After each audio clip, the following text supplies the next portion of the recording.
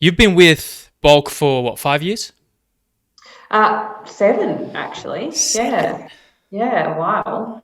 What what gravitated you towards them, their company, and getting involved with that? Because you've obviously stayed with them for a while, and that's obviously a pretty good sign. Yeah, yeah. I mean, I met Ben at a fitness show that I was competing at before I started working here, and had a chat. And I mean, a lot of people knew of bulk nutrients. They weren't as big as they were then. And I just wanted to. I was working financial planning at the time, and I was based in the north of the state. And I had some lifestyle changes. I always knew that I wanted to be in like health and fitness industry somewhere. And then they had an opening pop up in customer service.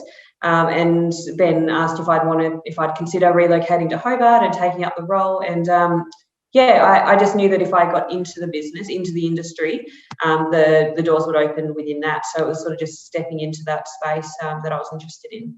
Okay, I want to go into like the day to day of what you do, like the roles, Mm. responsibilities, because I think a lot of people don't understand the behind the scenes of the supplementation they take on a daily basis. But I want to get kind of practical to start Mhm. with. So, Yeah. obviously, Bulk Nutrients, one of the Australia's biggest supplement companies, what do you think are the biggest justifications for supplementation? Obviously, there's bias. We're going to recognize that. But, like, if we actually look at the science or the justifications, what do you think are the biggest justifications? I think supplements to me, they're always about supporting the good things that you're already doing for yourself. Hmm. So I don't think that you don't justify them by thinking that they're like your solution to everything. And just by taking them, all of a sudden, you'll have big biceps or you'll run faster and all that sort of sleep better and all that sort of stuff. So it's about the other things that you're doing. So I always see them in exactly what the word is. They're a supplement to the Hmm. good thing and supporting the good things that you're already doing. So that's eating well, training well, being active, good mental health, all that sort of stuff. So yeah, I think that's my biggest justification with it. How do you think about then people figuring out what supplements they should justify for their specific context in life?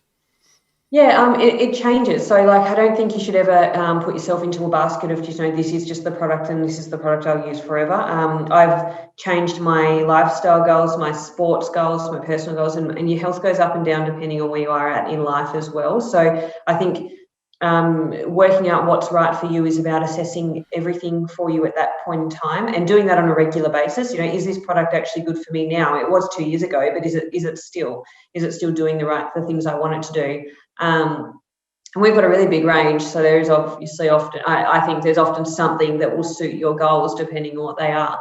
Um, but yeah, it is really about what your products, what your sports or goals are at the time. Do you encourage people to ask specific questions to figure that out? Like, what criteria do you take yourself through mentally, or would you take another person through if they wanted to figure out which supplementation options would be best for them? Yeah, I think you'd certainly ask, yeah, what is your goals? And often the key ones that come to mind are weight loss or muscle gain or lean muscle gain and things like that. So, and then we also come down to things like a cost component, and then flavour, and there's lots of different questions. I think, are they actually getting it from their diet? What's the rest of their diet look like? And can we do that in real foods as well, or do we need to supplement them also? Because we don't want to just be having, well, obviously, I want to encourage people to take bulk nutrients. I also want to encourage people to eat proper diets and things like that too. So we don't want to be just having everything out of powders also. Absolutely. Well, do you think in this modern day living and lifestyle that we have that you can tick most of the nutrient density requirements, RDAs, with minimal or no supplementation? Do you think that is realistic and possible? No, I think our diets change too much. I mean, even me personally, I'm vegetarian and I take an iron supplement. Um, and unless you're really aware of the foods and what foods have what nutrients, I think it's really easy for us to slip under in certain components. Yeah, like I said, protein would be a big one for me. Iron, if you don't eat a lot of vegetables, then you're not getting all of your fiber and things like that too. So. Do you have a stack like a plant based? If you're a plant based eater, right? Predominantly, like yourself. Do you have like a supplement regime stack that you would recommend people look at? I love the Earth Protein product myself. And then I actually take an iron supplement, iron and vitamin C, I'm pretty sure, yeah, combined. Unfortunately, we don't sell the iron, so I'd love that to be in my ideal stack for bulk nutrients. But that's to do with TGA components there as well. For those who don't know, can you just define who TGA are? Therapeutic Goods Association. So it's just more strict regulations around things like your vitamins and minerals Yeah. and some of your supplements, fish oil. Speaking of that, how simple, difficult is it to bolster your or any supplement with micronutrients and other vitamins in it to tick more boxes? As like researcher and developing a lot of these products, how difficult or easy is that? Oh, it depends on the products. Like something like a total meal replacement, we're going to really look at the daily requirements for all of those vitamins and minerals. And that product would probably be the key one where we'd really look at it and say we want to be ticking a certain level in that product itself. But when it comes to something like a protein, our goal is protein in that product, not necessarily the breakdown of the macro and micronutrients and the vitamins and minerals. Yes, they're a component and we want to highlight those too, but people are taking protein for them protein, and maybe more of a consideration would then be the lower fats and carbs, because people are trying to have their whey protein isolate for just pure protein, not for the fats and carbs that they could get out of a fatty piece of steak or something. Okay. And to back up a little bit, the plant-based stack, you mentioned iron, which you guys can't sell, but what are some other ones you'd recommend people on a plant-based diet? Again, it depends on your goals. I'm endurance athlete too, so I like the BCAA recovery because that helps, and that one helps me with my recovery and reduce cramping and hydration. What else is in there? I'm just trying to think all of a sudden. Oh, I love the Green Fusion. That would be one, but I actually don't have that religiously every day. What's that one? Green Fusion's a mix of spirulina, chlorella, wheatgrass, and barley grass. And I love that more for immunity. So, and that goes for anybody though. If I'm starting to feel a little bit sick, it's winter, a bit of a sore throat, tired, I'll just have a bit of that, because sometimes, we might just like a bit of it. Do you know the research on that stuff? Do you guys, like, specifically about that supplement mix, are you familiar with how those compounds can actually improve or modulate the immune system? Yeah, well, we look at the breakdown of them and what they're really high in, like I said, the vitamins and minerals.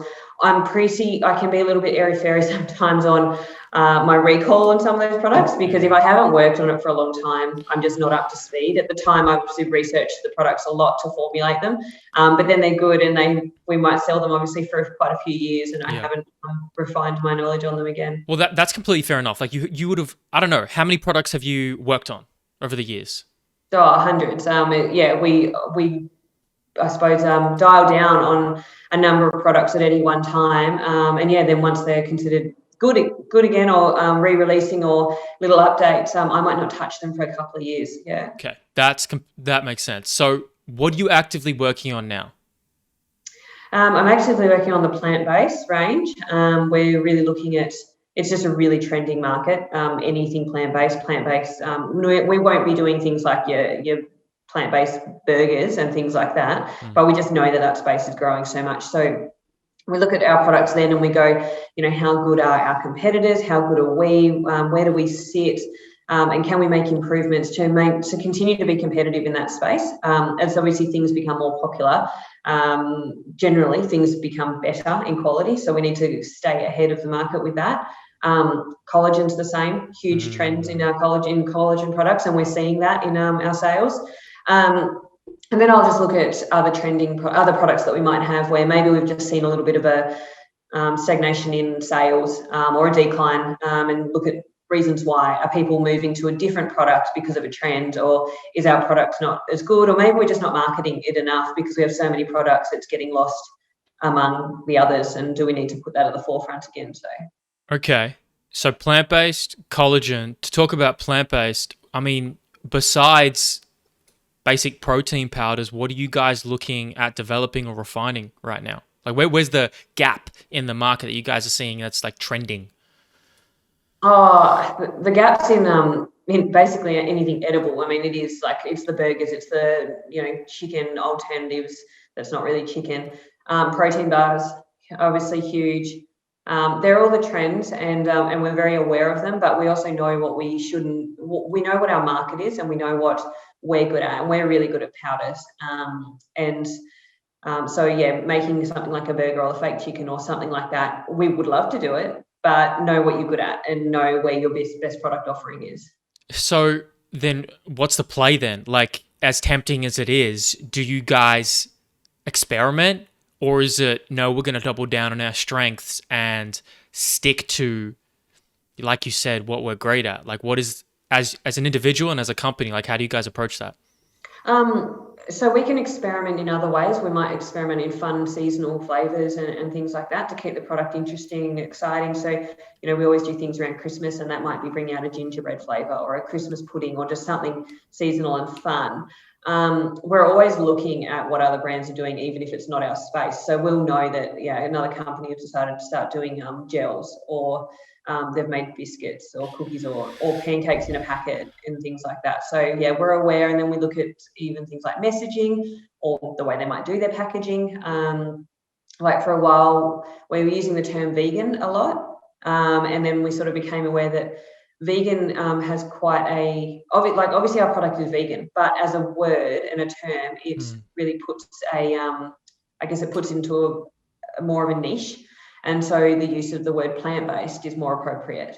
And because that sort of opens it up to anyone. Like lots of people are sort of happy to go, oh yeah, I'll try something plant-based. But for meat eaters, maybe they're less inclined to want to try something vegan because it has in the past had a bit of a negative connotation to it. Yeah, that's a really good point. Like it's a very, any ism or, is a very, can be a very emotive conversation and word. Is there other, because that's like, it's an intelligent way to market when you consider that. Are there other examples that you guys have stumbled upon where you've used certain phrasing or you've called a product something and you'd be like, okay, we have to pivot here because that's actually counterproductive now? One of them was probably, we were like we would be probably one of the first companies to actually get into the collagen space, except we called our product beef protein. And so the word beef protein automatically, you're going, oh, I don't want to drink a steak.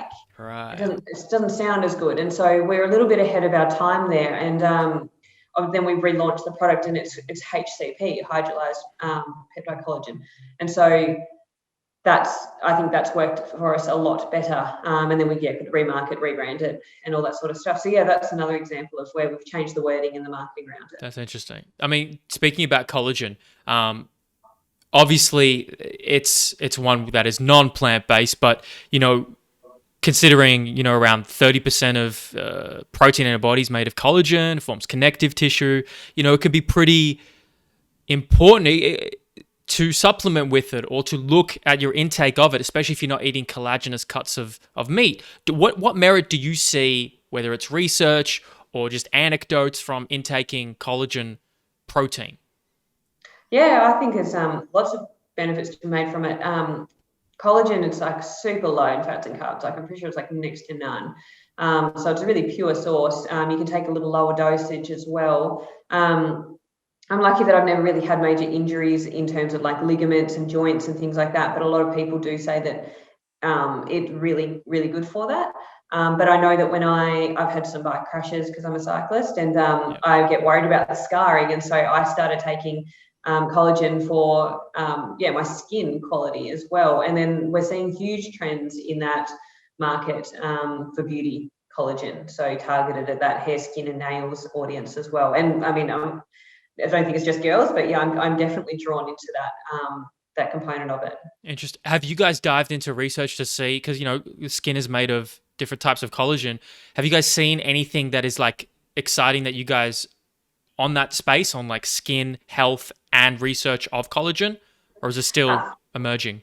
Yeah, it's still emerging. I've got some research papers there from through our suppliers and things like that help to educate us in that as well. But yeah, definitely we definitely focus a bit on our product being the joints, tendons, muscle recovery and things like that still. Yeah. So that's what we're working on now. What are you most excited to work on in the future?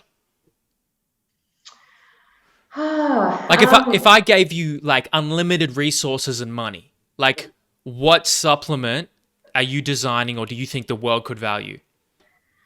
Oh, I don't know about what the world could value.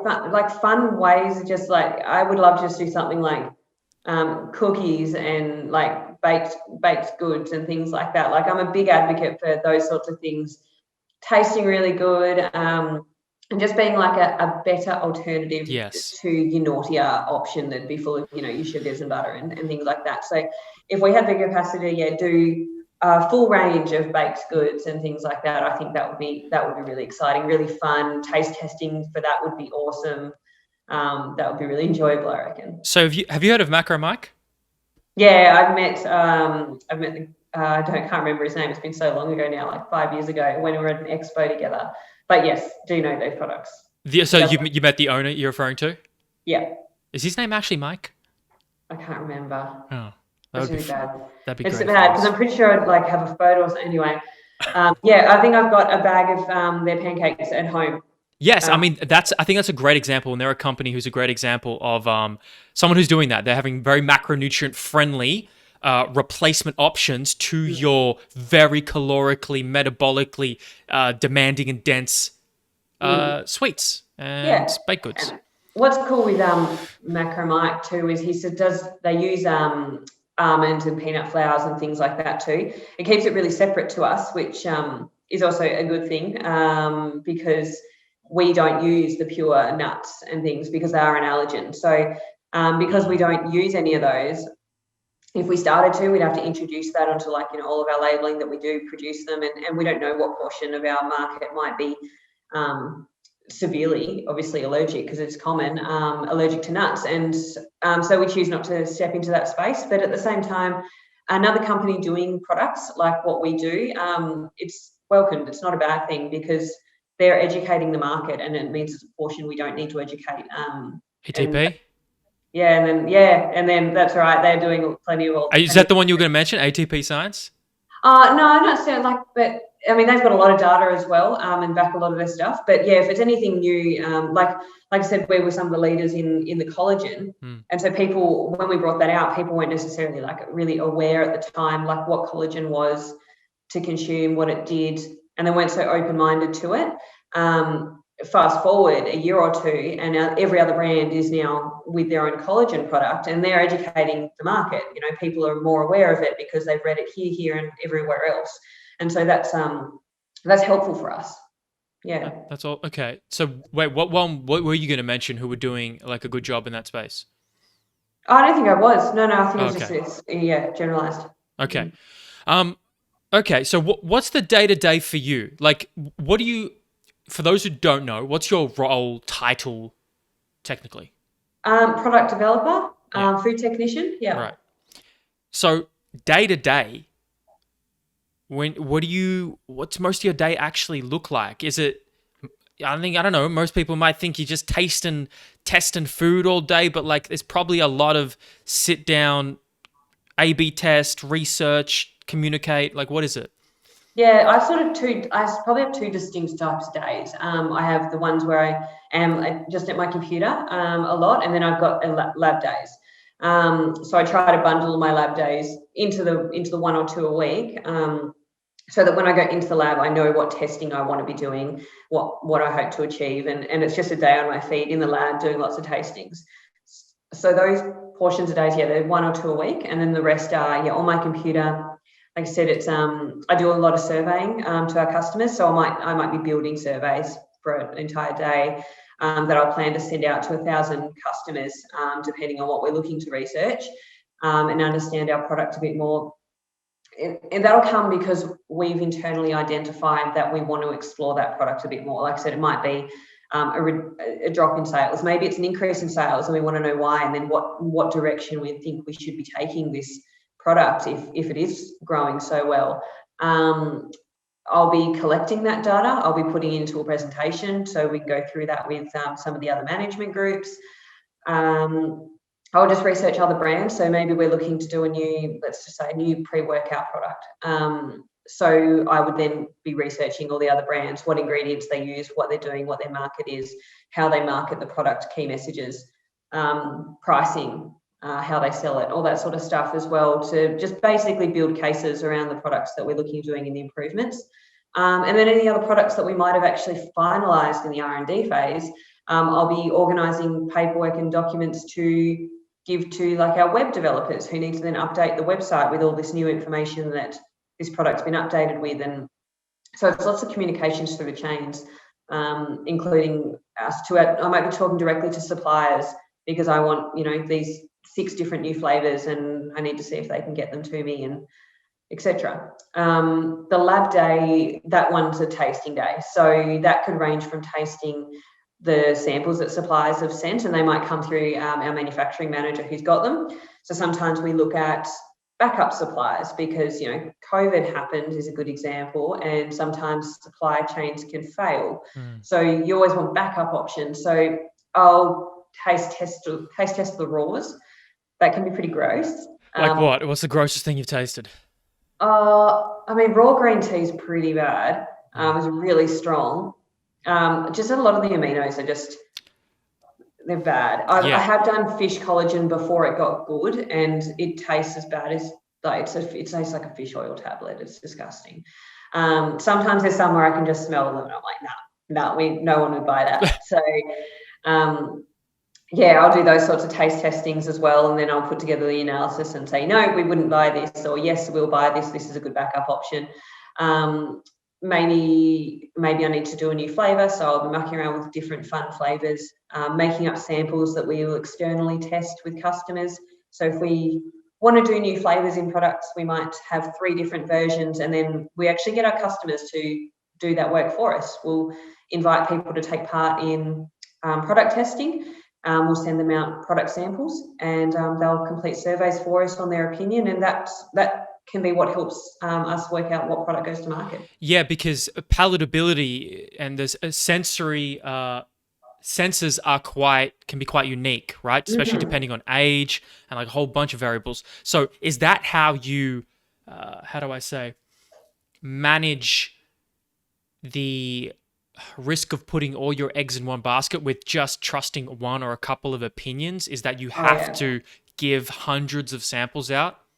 Yeah, there's some products that specifically I can trust myself and just say, this is better than that, or there's not enough difference, that sort of thing. But when it comes to especially our really big main products, we want to send it out to 100 customers, get their opinion on it, and that'll help us determine it. Because like you said, like we found that for a while we were testing in-house, and but we're very in tune with what our product is like, and so what we think is acceptable might not be what our audience thinks is acceptable. In the same way that I might work on all the products, but I'm actually not the end user of the product. And so I might think, oh no, this is way too sweet. We need a less sweet, and I have to make it perfect for me. I'm not a sweet tooth, but the user of that product loves it to be like sugar water, and that's okay. We just got to make it for who our customer actually is. So what's an example of when you guys thought, all right, this is great. It's a great product. Tastes great. And then you send it out and you just get trash feedback back. It can be just different versions of flavors. So I might look at a different supplier of like a caramel. Actually, there was one. I did a caramel flavor once, and I thought it was so much better. I was like, this is definitely going to win. I'm just going to send it out to our 50 people, and it'll come back great. And the ratings I got, people didn't they didn't spit on it. It wasn't that bad. But it didn't win, and it didn't win by quite a significant amount. And that's okay. Basically, that reinforces why we do those tests, I think. Is there an example of the opposite end where something you didn't think came out so good, but you tested it and it's like, wow, they're responding really positively. This is surprising. No, I do generally have aside from those couple of odd cases, I have a pretty good feel for what works and what's better, which is good, because the idea is that I want to try and refine it as much in-house before I send out that sample out to people. That wants to be the last step of the whole process. Right. So you're pretty especially, you're leaning on nearly a decade of experience. Like you trust your intuition and wisdom. But for those who want to get into your space, like studying nutrition science, like they position it to be a food technician, you have to do an undergraduate degree.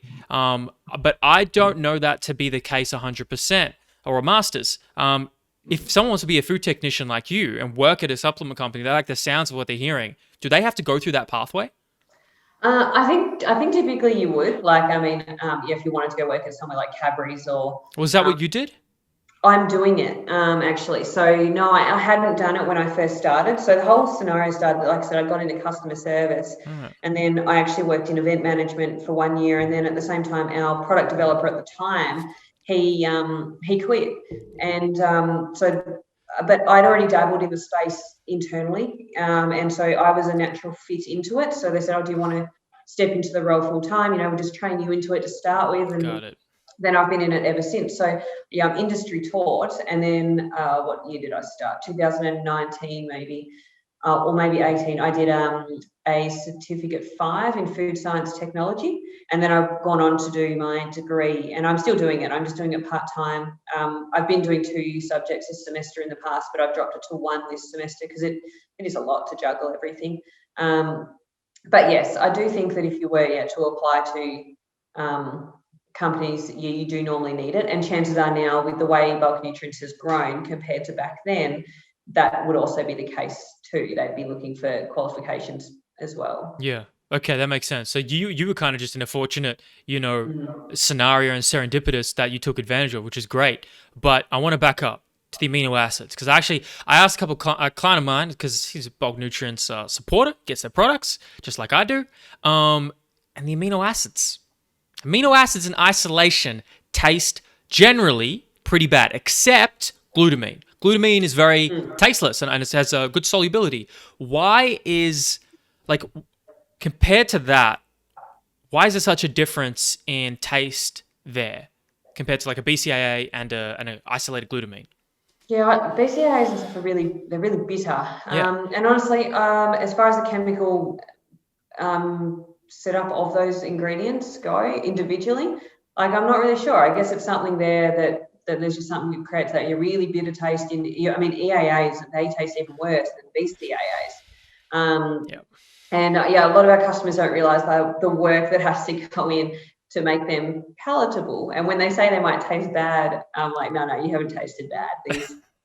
This tastes really good now. Compared to what it was. Yeah, that's right. And we do get some that say, oh, can you make whatever product, Future Whey, for example, can you make Future Whey unflavored? Like they don't want the flavored version.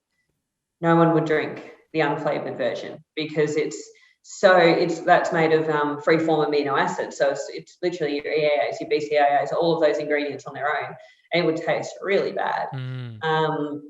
But yeah, some just taste worse than others. Have you looked at non-caloric, artificial and non-artificial sweeteners like monk fruit and erythritol and allulose? Have you heard or used those in your products to do maybe an unflavored with a little bit of sweetness?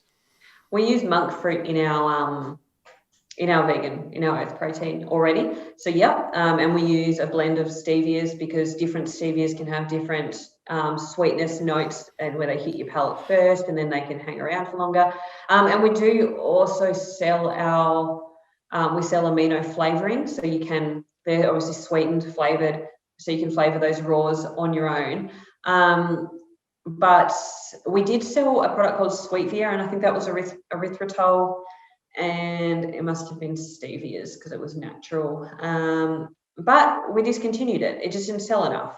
I think there are probably enough other sweetener options that you could probably do that yourself. If you preferred a bit of Cottee's cordial in there, you could do that yourself as well.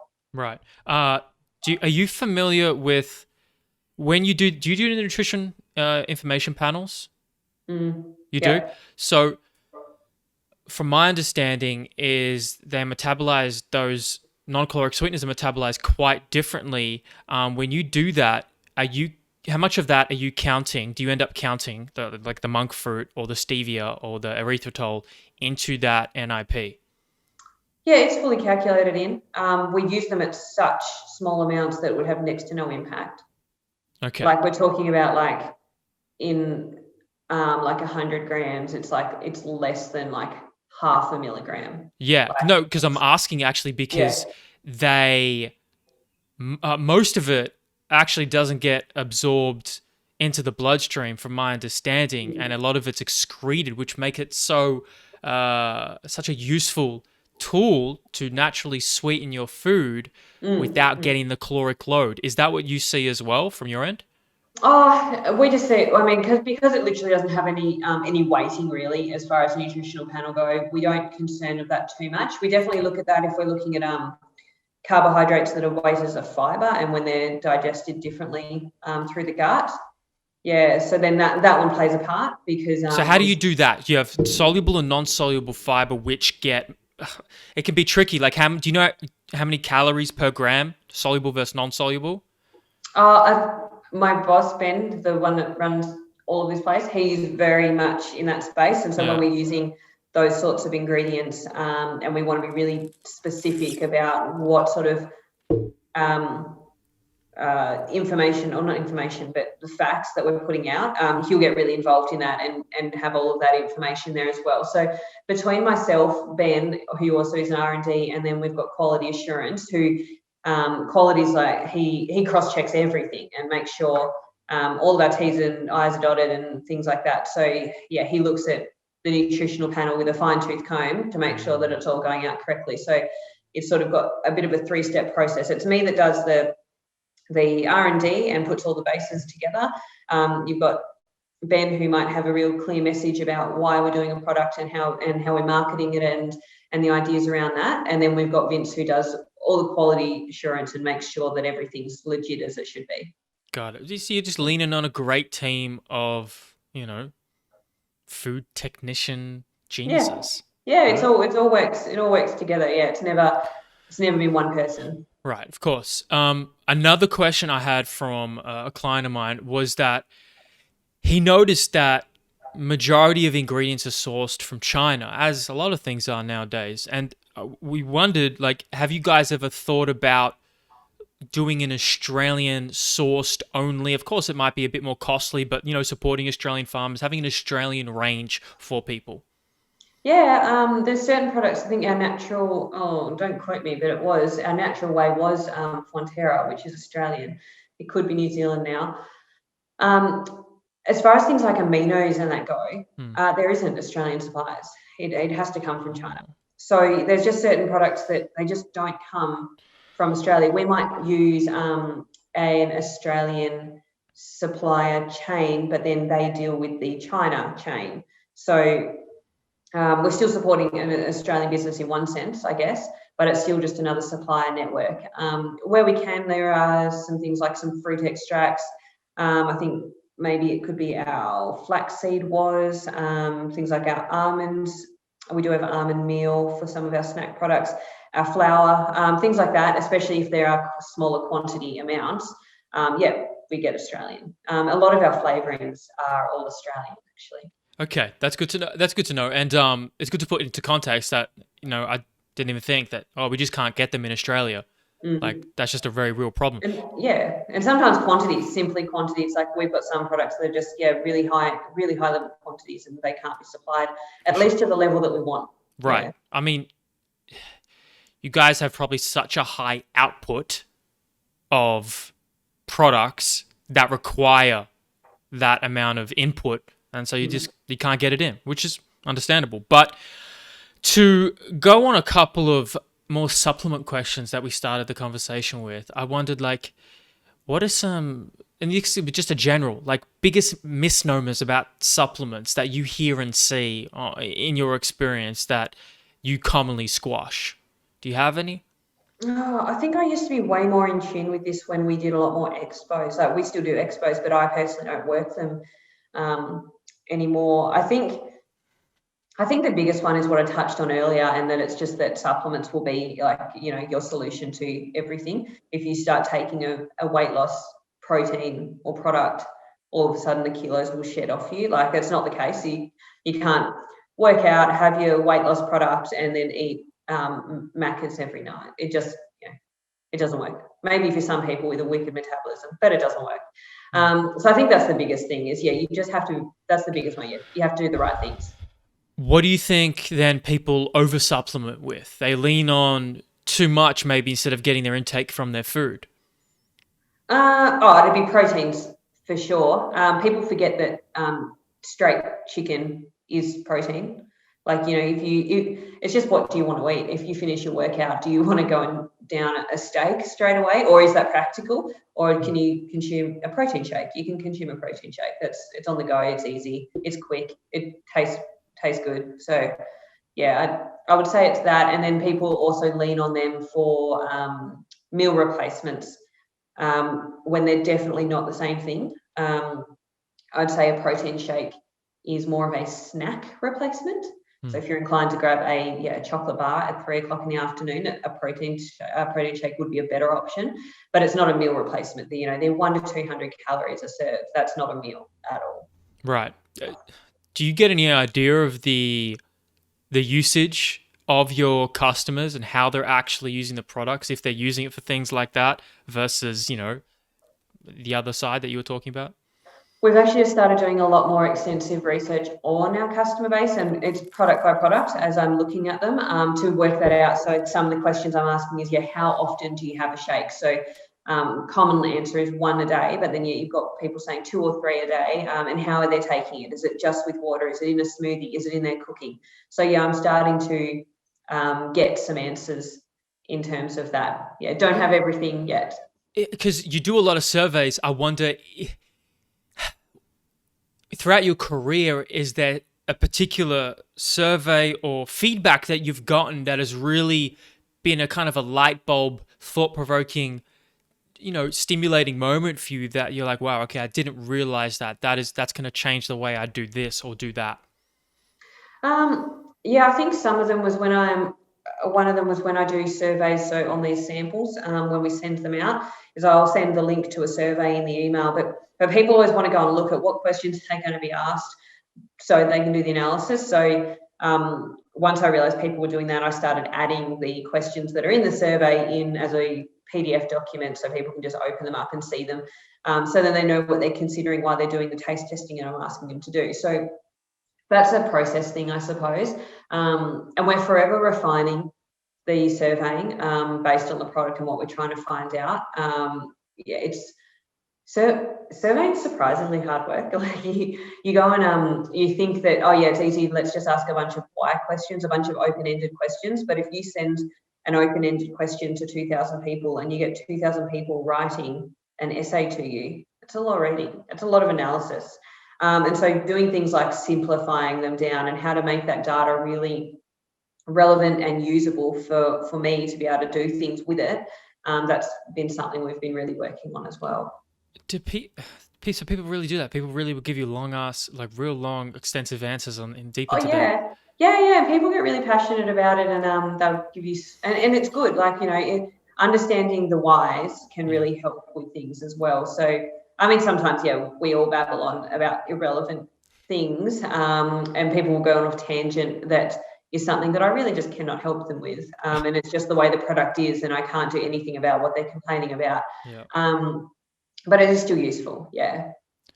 Currently, what's the most overrated? You don't have to talk about bulk nutrients, but just in general, supplementation. What's the most overrated supplement that you think and you say? No, I'm biased. I don't rate pre-workouts. Yeah, personally. let's talk about it. Have you tried them before? I've used them.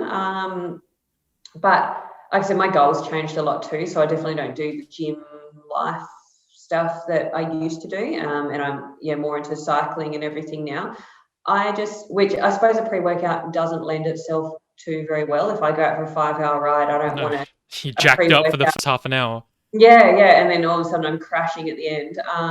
But I think I did always have a bit of a view that you could probably achieve it with a quick coffee, or if you're feeling that tired that you need a pick me up from a pre-workout, maybe you shouldn't train. So maybe listening to your body a little bit more. But hey, there's a huge market for pre-workouts. People love them. They're one of our better sellers. So yeah, by no means is that like, advice to take on, I suppose. No, but it's your perspective, and that's what I wanted to hear. Like, because a lot of people lean on them to kind of band-aid fix their energy system issues, and don't actually get to the root cause of why are you waking up with poor energy and you're sluggish consistently day in and day out. How can you address that? Yeah, and I think having periods of time off them, or maybe only leaning on them for that real epic workout you want that one time a week, whether that's a huge leg workout or something like that. And then they're okay. But yeah, when you're starting to become reliant, you can't work out without them. Right. Then then it's a reliance, and probably need to question the other components. Yeah. Absolutely. With cycling, because I took a look, you seem like you've been an avid lover of cycling for many years. Do you, with your routine, like, let's go even away from supplements, what's your kind of pre-competition, pre-training, post-training routine? We can talk mobility, we can talk tissue release, we can talk mindfulness. Like, what's that routine look like that helps you optimize your cycling performance?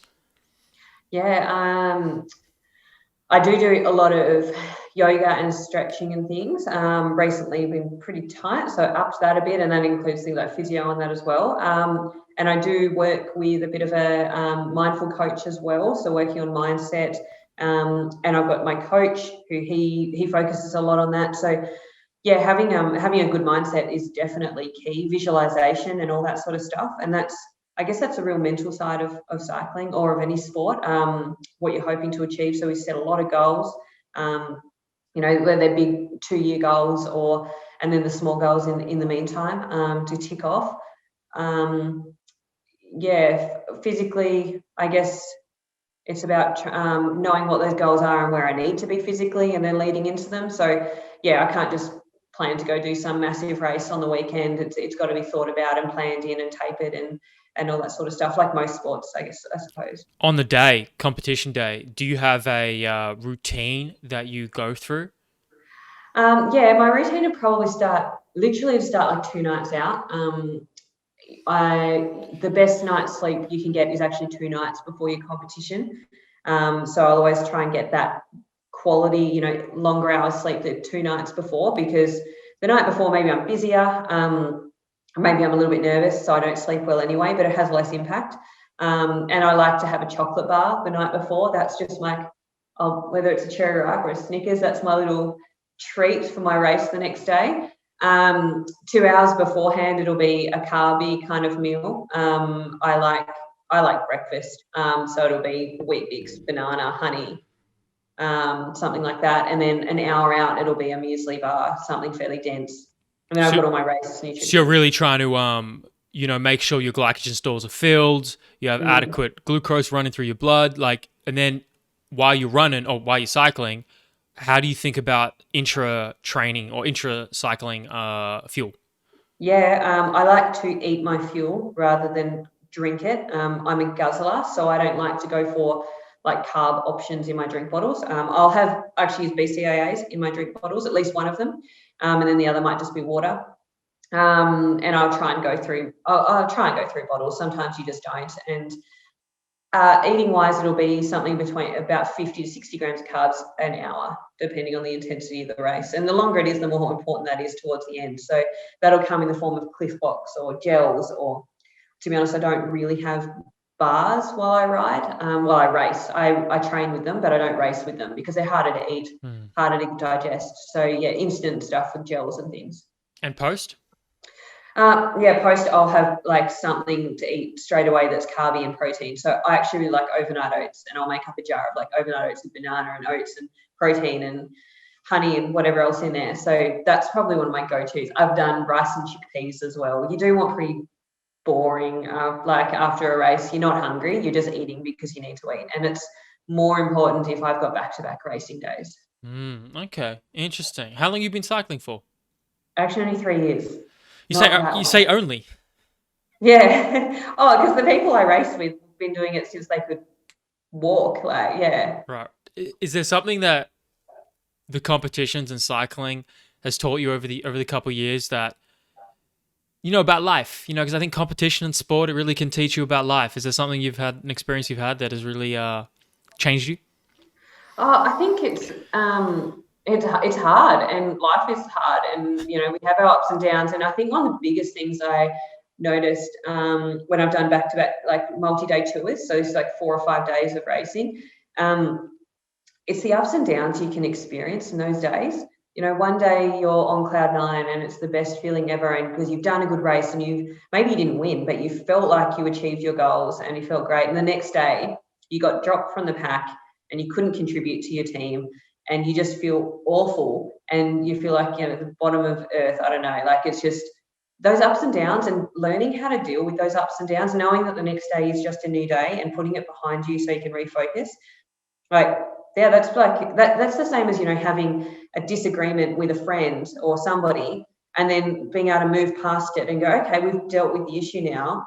We're friends again. Let's move on. Like, Mm. it's that's my comparison to real life, I guess, with that. And I really noticed that probably in the last year or so of multi-day racing. And the other thing I really value from it is it's taught me to appreciate my body for what it can do physically versus what it could do aesthetically, which is what I was previously sort of involved with in gym. And I think a lot of us are. We all like to look good or look a certain way, but I really value being able to do something physically with my body now.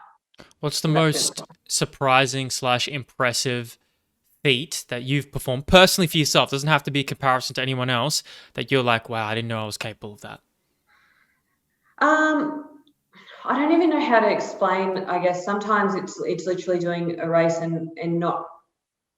You finish events and you finish things, and you might go, oh, I could have gone faster, but there's no way you could go faster. At that point in time, you were at your absolute max. Actually, I'll say one thing.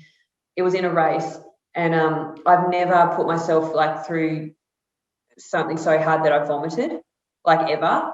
And I vomited on myself at the top of the climb So you're once. riding, you're riding, Yeah, I was right? riding really hard. It was really hot, and yeah, I just vomited on myself, and I was just like, wow. I actually felt like I had achieved something disgusting, but I felt so accomplished because I was like, I pushed myself that hard, so hard, I didn't think that was possible, and to do that. So I felt like I joined some elusive club of being able to vomit because I worked so hard, and like hear of that, and just like, oh, as if you could do that, and then I did it, and I was like, actually, that's possible. Right. And what happened? Did you stop or did you keep going? No, I kept going. I grabbed a water bottle off someone at the top of the hill. I like poured it over myself, and yeah, I kept going. That's the point though. Like I think that's the moment when you in so much pain and voluntary suffering that you literally vomit on yourself in the middle of an uphill climb on a hot ass day. You don't have to cycle. You choose to cycle, right? It's all voluntary, and you keep going. There's something really special that teaches you about yourself and the potential that we all have.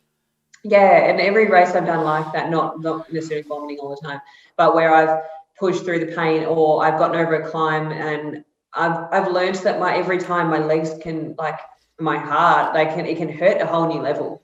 And I feel like every time you achieve that and you realize you've pushed this new boundary, Hmm. you forget how to do that lower level anymore, and you just keep wanting to push and push and lift that ceiling. And yeah, that's something I'm really seeing a lot of when I do it as well, and it's really exciting. It's really fun. Are you like? What are your personal goals with cycling then? Like, how serious are you taking it? How far are you trying to pursue it? Oh, like if I could get to Europe, I definitely want to go to Europe. Yeah. What would you have to Yeah. do to make that happen? Um, get a contract.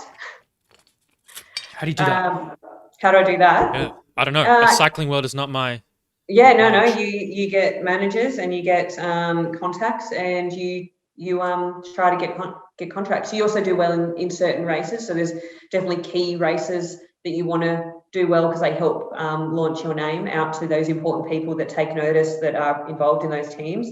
So it's like Australian national champs, Tour Down Under, Herald Sun. These probably don't mean anything to you, but there were some world tour level races that are held in Australia. So they're more accessible as well. And then getting to Europe as a person is I could go over there, but COVID obviously it put a bit of a stop to that. So yeah, it's just different. You've got to find different ways of getting noticed now. Hopeful, especially after the vomiting story, that you'll find a way to make that happen. Yeah, me too. Do you have children? No. Okay. So, see, it's a question I wanted to ask about actually pregnancy and prenatal supplementation. Are you familiar with that space at all? I've done a little bit of reading on it, and we do get lots of inquiries actually about supplementing when you're pregnant or post. All of our products have to, by law, hold the warnings of not using supplements when you're pregnant or post. Even if that supplement is designed for pregnancy? That we don't have specific products designed for pregnancy. We have chosen to stay out of that space a bit because it is just hampered with some more legislation and rules, regulations, Sure. I suppose. Yeah. You can, like, that's the sort of thing where you just need to talk to your doctor. It's like anything, they say, oh, you can't add exercise when you're pregnant, but then we see women that have always ridden or always ran even and gone to the gym, and so it makes sense. Just keep going, keep doing your routine, whatever's also like normal for you and your body, and what's safe for you and your body during that time. And that's something that your doctor helps you to work out and manage. And the same sort of goes to supplements. It's powdered, something like protein's powdered milk, but by no means would you ever recommend something like Thermo-A because it's full of thermogenics, and the aim when you're pregnant is not to lose weight. That's not really what you're going for there. So, there are certainly in pre-workouts and things like that might elevate heart rate and add stimulants, and there's lots of things like that. So it's a doctor conversation, and yeah, one that we don't really do, but it's a bit of common sense as well. Okay. I just wanted to touch on that briefly because it's a curiosity of mine. But to backtrack, cycling, athlete, like you mentioned the supplements that you take as an athlete, your pre, your intra, your post. Is there anything like, for the average athlete listening, high performing athlete, that you would recommend they look into that maybe we haven't mentioned, or just that we have mentioned that you would still definitely look into this as a priority? Yeah, Sports Fuel 101, I think it is our new product that we've launched recently.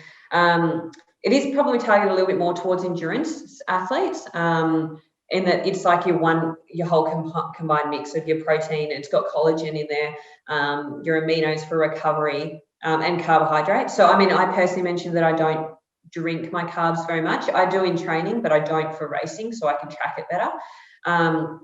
But that's your ultimate. It's got everything. It's got the carbs, your protein, all that sort of stuff in there to keep you going if you're an endurance athlete, or even if you were just literally going for a big bushwalk or something, would be my recommendation to look at. But if you're not, and you're more just like your gym goer and you're 1 to 2 hours a day, then I think BCAA recovery is underrated. Like, I love that stuff.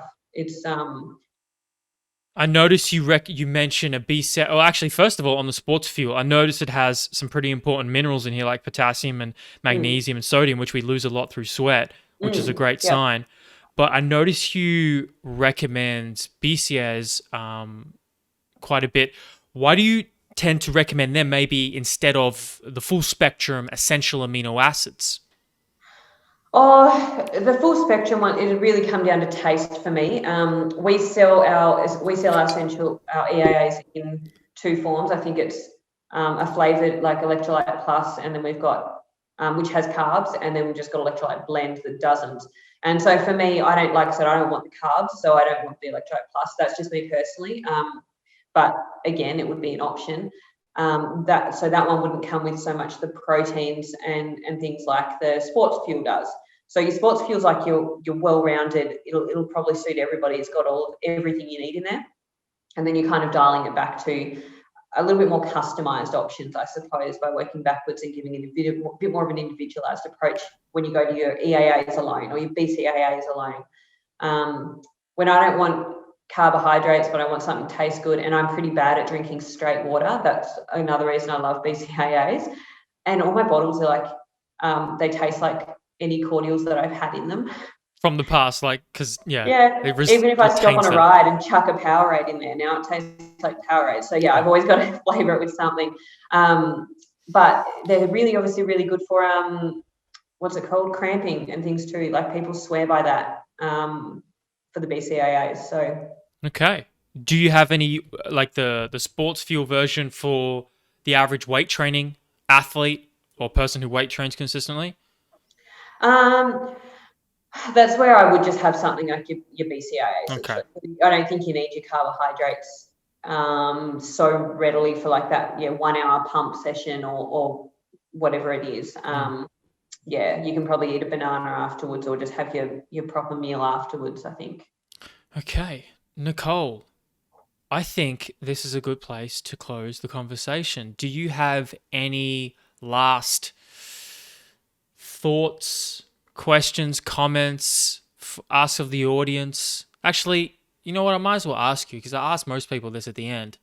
We're an education company who, certifies students to be qualified for their Cert 3 and 4. So if you could send a message and you had a podium where you were speaking to, all the graduates for personal trainers and coaches, exercise science students, in your experience, what do you tell them?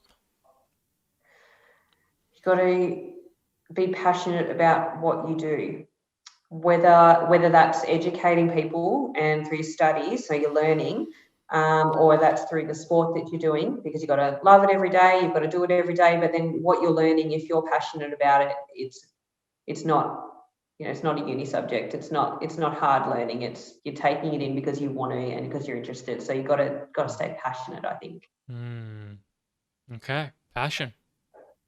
Yeah. Nicole, where can people find you if they want to learn more about you? Do you have like are you that active on social media? I'm most active on my Instagram. Yep. Okay. And that's at _Nicole Louise I _ tried to tag you. It's so difficult to tag you with those underscores. You get that a lot? I've never heard it. Oh, No. anyway. I got the tag. It's okay. So, good, sweet. Okay, great. Nicole, thank you so much for taking the time. It was a pleasure to speak to you. And look, if you guys are open to it, I would love to speak to more people from the bulk nutrients team just to dive into all these subjects across the whole spectrum. Yeah, no worries. I'll let them know. Thanks so much for having me. Done. Pleasure. Thanks, Nicole. Thank you. Bye. Bye. All right, guys, that was Nicole Frain from Bulk Nutrients R&D and Food Technician. Talking everything supplementation. What was I going to say? God damn it, I forgot. Oh, well. I'm going to try and get some more bulk people on in the future, and we can talk more nitty-gritty nutrition science of the stuff I'm very curious into. Other than that, Orphic podcast, ladies and gentlemen. I'm Alexander Emmanuel Sandalis, and you can find us on all podcast platforms.